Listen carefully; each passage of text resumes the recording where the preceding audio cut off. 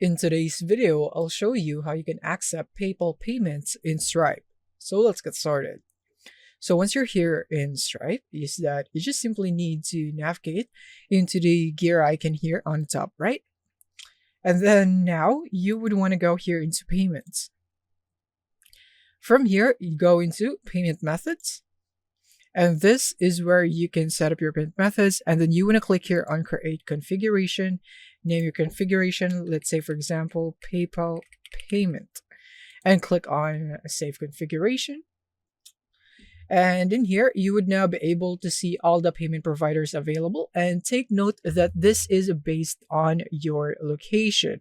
So it might be that PayPal is not available for you based on your location, because PayPal is only available in Europe, UK, EEA, and a few other regions. As for me, it's not available, so I wouldn't be able to set up my PayPal in here.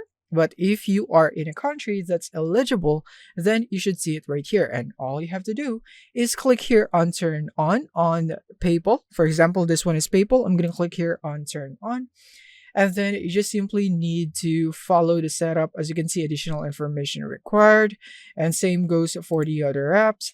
So yeah, it would vary depending on what payment provider you are using.